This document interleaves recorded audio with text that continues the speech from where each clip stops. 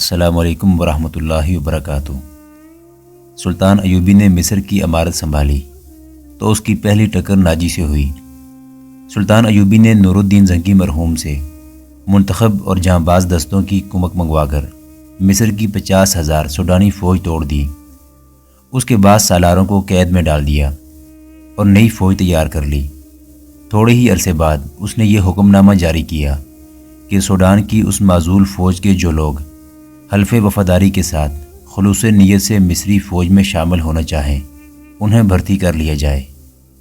Sudan کے وہ تمام مسلمان جو اس فوج میں تھے واپس آ گئے۔ وہ جان گئے تھے کہ انہیں غیر مسلم سازش کا اعلی کار بنایا گیا تھا۔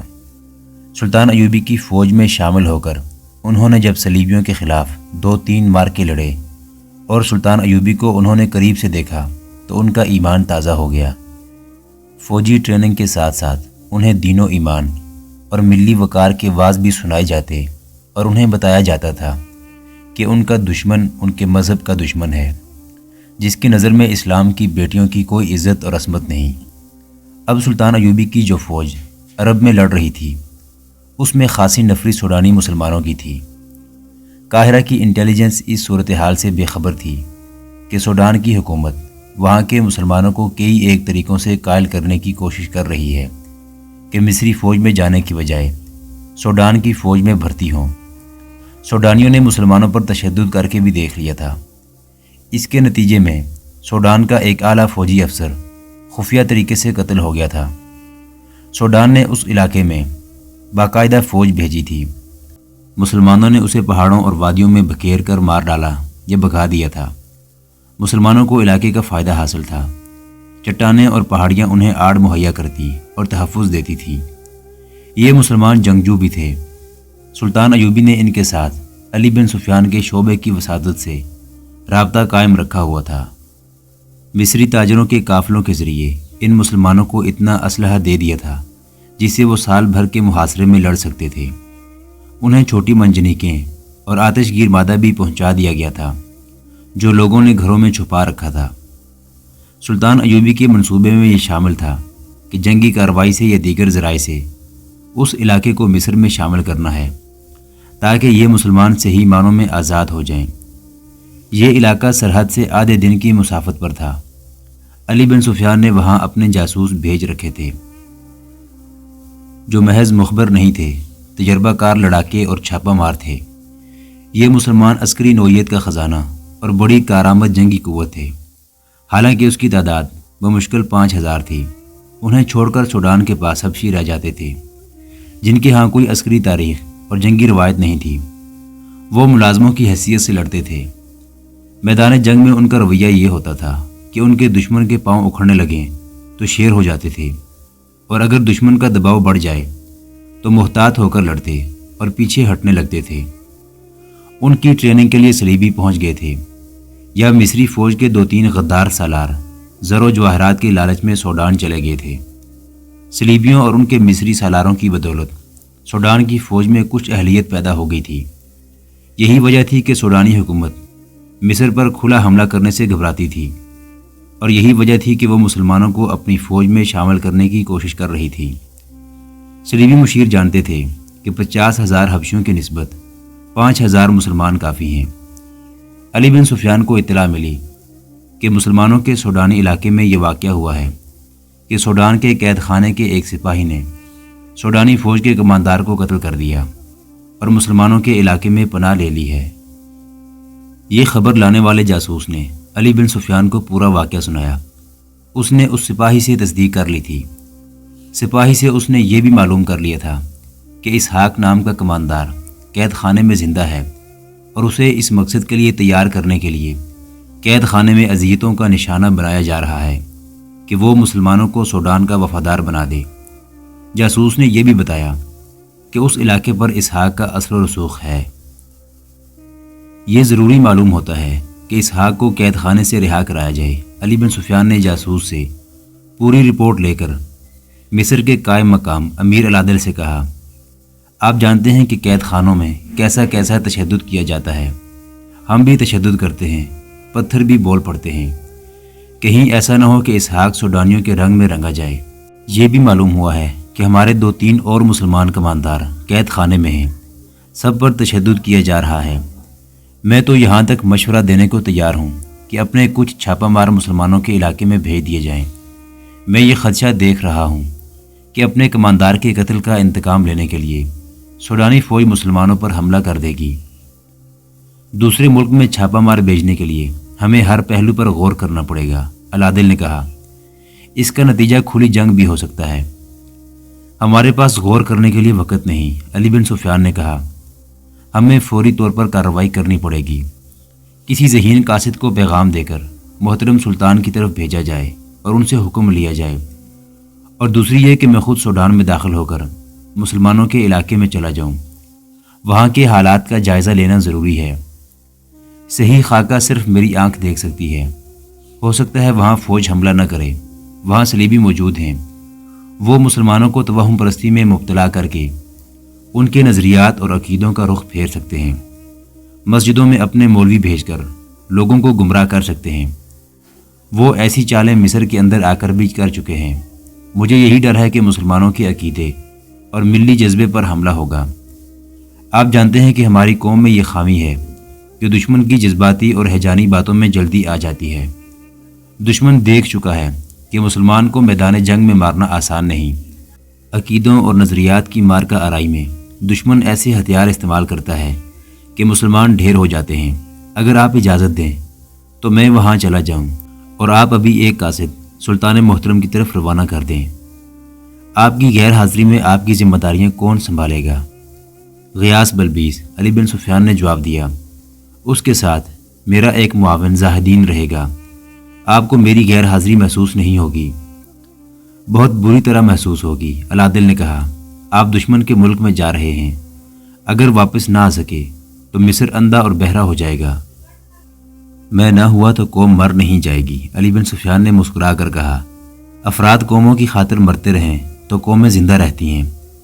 سلطان صلاح الدین ایوبی یہ سوچ لیں کہ وہ مارے گئے تو قوم تباہ ہو جائے گی، تو وہ گھر بیٹھ جائیں اور سلطنت اسلامیہ پر صلیبی ہاتھ صاف کر جائیں۔ مجھے سلطان کا یہ اصول بہت پسند ہے۔ وہ کہا کرتے ہیں کہ دشمن کا انتظار گھر بیٹھ کر نہ کرو، اس پر نظر رکھو۔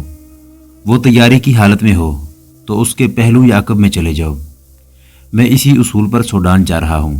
دشمن نے مسلمانوں کے علاقے میں کامیابی حاصل کر لی تو ہم اپنے کون سے کارنامے پر فخر کریں گے؟ آپ چلے جائیں، العادل نے کہا۔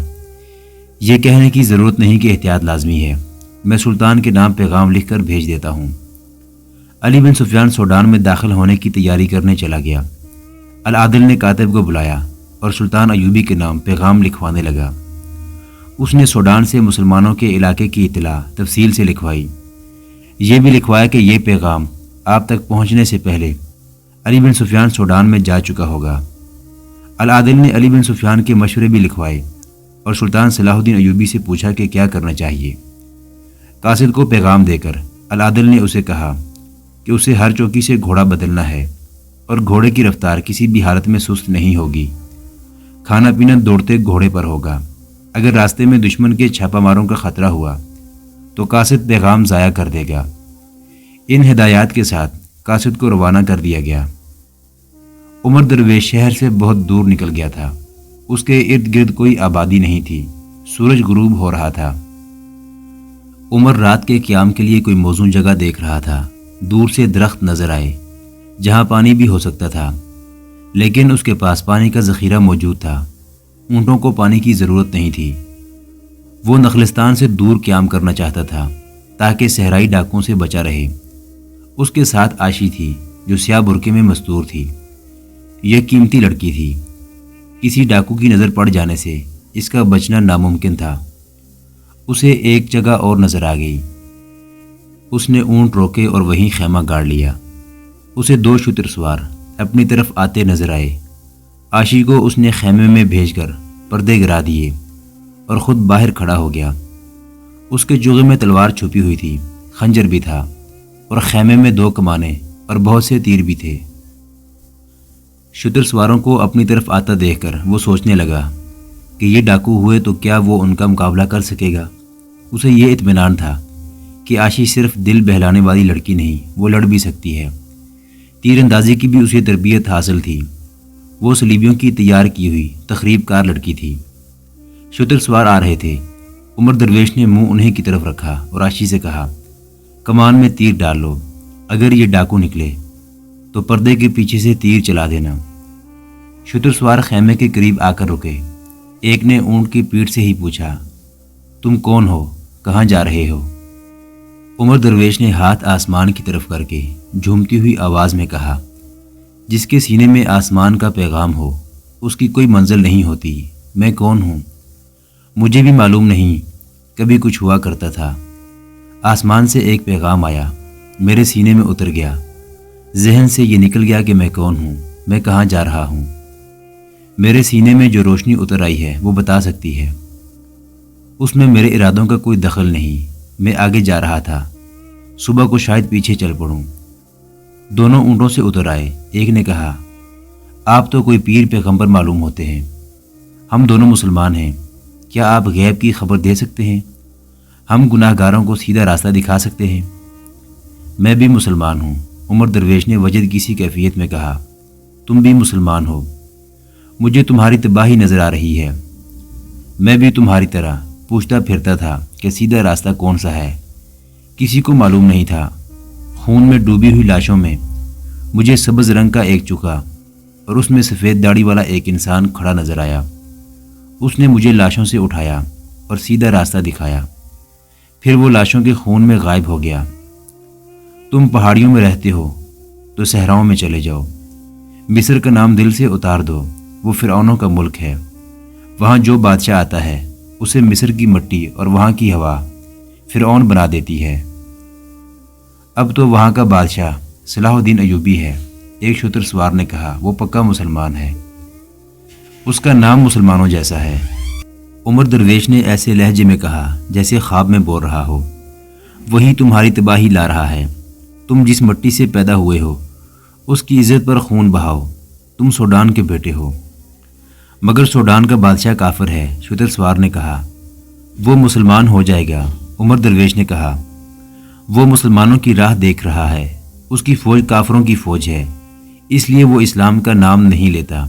تم سب جاؤ، تلواریں برچھیاں تیر و کمان لے کر جاؤ، اونٹوں اور گھوڑوں پر سوار ہو کر جاؤ، اسے بتاؤ کہ تم اس کے محافظ ہو، تم سوڈان کے محافظ ہو۔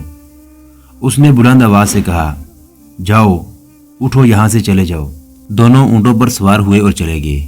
کچھ دور جا کر ایک سوار نے دوسرے سے کہا، دھوکہ نہیں دے گا۔ میرا بھی یہی خیال ہے، دوسرے نے کہا، پکا معلوم ہوتا ہے، سبق بھولا نہیں۔ عاشی جیسا خوبصورت انعام ہمیں مل جائے تو ہم اپنے ماں باپ کے بھی خلاف ہو جائیں۔ شتر سوار نے کہا، واپس چلتے ہیں۔ دوسرے نے کہا، بتائیں گے کہ سب ٹھیک ہے، لڑکی شاید خیمے میں ہوگی۔ آدمی ہوشیار معلوم ہوتا ہے، اس نے لڑکی کو چھپا دیا تھا۔ اس نے کہا، میرا خیال ہے انہیں کسی حفاظت کی ضرورت نہیں ہونی چاہیے۔ دوسرے نے کہا، سپاہی ہے، اس کے پاس ہتھیار بھی ہیں، تیر و کمان بھی، اور لڑکی بھی ہوشیار ہے۔ یہ دونوں سوڈانی جاسوس تھے جنہیں یہ معلوم کرنے کے لیے عمر درویش کے پیچھے بھیجا گیا تھا کہ یہ کام سکیم کے مطابق کر رہا ہے یا نہیں۔ عمر درویش نے بڑی اچھی اداکاری کی تھی جس سے یہ دونوں مطمئن ہو کر چلے گئے، یہ ڈاکو نہیں تھے۔ عمر درویش نے خیمے میں جا کر عاشی سے کہا، چلے گئے ہیں، یہ ڈاکوؤں سے زیادہ خطرناک تھے۔ عاشی نے کہا، تم نے انہیں بڑے اچھے طریقے سے ٹالا ہے۔ پھر بولی، جنہوں نے تمہیں ادھر بھیجا ہے ان کے جاسوس تھے۔ عاشی نے کہا، یہ تمہیں دیکھنے آئے تھے کہ تم انہیں دھوکہ تو نہیں دے رہے۔ تم انہیں جانتی ہو؟ میں انہیں کے درخت کی ایک ٹہنی ہوں۔ عاشی نے کہا، ان سے کٹ کر گر پڑی تو سوکھ جاؤں گی، مجھے تم سے بھی محتاط رہنا پڑے گا۔ لڑکی ہنس پڑی اور بولی، تم نے خود ہی مجھے انعام کے طور پر مانگا تھا۔ رات وہ خیمے میں گہری نیند سوئے ہوئے تھے۔ عاشی کی آنکھ کھل گئی، باہر بھیڑیے گھرا رہے تھے۔ اونٹ ڈر کر اٹھ کھڑے ہوئے اور عجیب طریقے سے بولنے لگے۔ عاشی نے عمر درویش کو جگایا اور اسے بتایا کہ وہ خوف کے مارے مر رہی ہے۔ عمر درویش نے باہر کی آوازیں سنی تو عاشی سے کہا، یہ بھیڑیے ہیں، قریب نہیں آئیں گے۔ اونٹ اٹھ کھڑے ہوئے ہیں، کوئی ڈر نہیں، بھیڑیے ان سے ڈر کر بھاگ جائیں گے۔ اچانک بھیڑیے آپس میں لڑ پڑے۔ ایسی خوفناک آوازیں تھیں کہ عاشی چیخ مار کر عمر درویش پر جا پڑی۔ وہ بیٹھا ہوا تھا۔ اس نے عاشی کو اس طرح اپنی آغوش اور بازوؤں کی پناہ میں لے لیا جس طرح ماں ڈرے ہوئے بچے کو چھپا لیا کرتی ہے۔ لڑکی کا سارا جسم کانپ رہا تھا۔ اس کے منہ سے بات نہیں نکل رہی تھی۔ بھیڑیے لڑتے لڑتے دور چلے گئے تھے۔ عمر درویش لڑکی کو پرے کرنے لگا اور کہا، وہ چلے گئے ہیں، سو جاؤ۔ نہیں، عاشی نے اس کی آغوش سے سر نہ اٹھایا۔ دھیمی سی آواز میں بولی، ذرا دیر اور یہیں پڑا رہنے دو۔ عمر درویش کو یہ صورت پسند نہیں تھی۔ اس کا خیال تھا کہ وہ اسے اپنے حسین جال میں پھانسنے کی کوشش کر رہی ہے۔ وہ اور زیادہ پتھر بن گیا۔ لڑکی کا جسم بڑا ہی گداز اور بال بہت ہی ملائم تھے۔ اس نے اتنی حسین لڑکی کو کبھی چھو کر بھی نہیں دیکھا تھا۔ اب محسوس کرنے لگا کہ لڑکی اسی طرح اس کی آغوش میں پڑی رہی تو وہ اس انگیخت کا مقابلہ نہیں کر سکے گا۔ وہ آخر انسان تھا اور تن و مند مرد تھا۔ اس نے اپنے نفس کا مقابلہ شروع کر دیا۔ کچھ دیر بعد لڑکی نے سر اٹھایا۔ تاریکی میں اس کے چہرے کے تاثرات نظر نہیں آ رہے تھے۔ اس نے ہاتھوں سے عمر درویش کا چہرہ ٹٹول کر دونوں ہاتھوں میں تھام لیا اور کہا، تم نے ایک رات مجھ سے پوچھا تھا کہ تمہارے ماں باپ کون ہیں اور کہاں ہیں۔ یہی سوال تمہارے دوسرے ساتھی نے جو تم سے پہلے اس کمرے میں آیا تھا مجھ سے پوچھا تھا۔ مجھے ان کے متعلق کچھ بھی معلوم نہیں تھا، مگر یہ سوال مجھے پریشان کرتا رہا اور بہت ہی پرانی یادیں بیدار کرتا رہا۔ مجھے کچھ یاد آتا تھا لیکن ذہن کے اندھیرے میں گم ہو جاتا تھا۔ آج یاد آ گیا ہے۔ تم نے مجھے اپنے بازوؤں میں لے کر مجھے اپنی آغوش میں چھپا لیا تو میرے ذہن میں روشنی سی چمکی۔ اس نے مجھے بہت ہی پرانا وقت دکھا دیا۔ میں اس وقت بہت چھوٹی تھی۔ مجھے باپ نے اسی طرح سینے سے لگا کر مجھے اپنے بازوؤں میں چھپا لیا تھا۔ وہ چپ ہو گئی۔ وہ یادوں کی کڑیاں ملانے کی کوشش میں مصروف تھی۔ اچانک بچوں کی سی شوخی سے بولی، ہاں وہ میرا باپ تھا۔ ایسا ہی ریگستان تھا۔ معلوم نہیں رات تھی یا دن تھا۔ ہم ایک قافلے کے ساتھ جا رہے تھے۔ بہت سے گھوڑ سوار آئے اور قافلے پر ٹوٹ پڑے۔ ان کے پاس تلواریں اور برچھیاں تھیں۔ یہ ڈراؤنا سا خواب ہے جو آج تمہاری آغوش اور بازوؤں کی گرمی سے ذہن میں زندہ ہو گیا ہے۔ مجھے باپ نے تمہاری طرح پناہ میں لے لیا تھا، یہ بھی یاد آ گیا ہے۔ میرے باپ کے بازو ڈھیلے پڑ گئے تھے اور وہ پیچھے کو گر پڑا تھا۔ اس نے ایک بار پھر مجھے بازو میں جکڑ لیا۔ ماں بھی یاد آ گئی ہے۔ وہ میرے اوپر گری تھی، شاید مجھے بچانے کے لیے گری تھی۔ پھر یاد آتا ہے کہ وہ ایک طرف لڑک گئی تھی۔ مجھے خون بھی یاد آتا ہے۔ کسی نے مجھے بازو سے پکڑ کر اٹھا لیا تھا اور کسی نے کہا تھا، خالص ہیرا ہے، جوان ہوئی تو دیکھنا۔ مجھے اپنی چیخیں بھی یاد آ گئی ہیں۔ میں آج رات کی طرح چیخی تھی۔ دماغ پر زیادہ زور نہ دو، عمر درویش نے اس کے سر پر ہاتھ پھیرتے ہوئے کہا، میں ساری کہانی بوجھ گیا ہوں۔ تم مسلمان کی اولاد ہو۔ تم عرب یا فلسطین کی رہنے والی ہو۔ صلیبی مسلمانوں کے قافلوں کو لوٹ لیا کرتے تھے۔ اب بھی جو علاقے ان کے قبضے میں ہیں وہاں وہ مسلمانوں کے قافلوں کو لوٹ لیتے ہیں۔ وہ زر و جواہرات اور تم جیسی خوبصورت بچیوں کو لے جاتے ہیں۔ میں جان گیا ہوں تم یہاں تک کیسے پہنچی ہو۔ میں جب کچھ سوچنے سمجھنے لگی تو میں نے اپنے جیسی بہت سی بچیوں کو دیکھا۔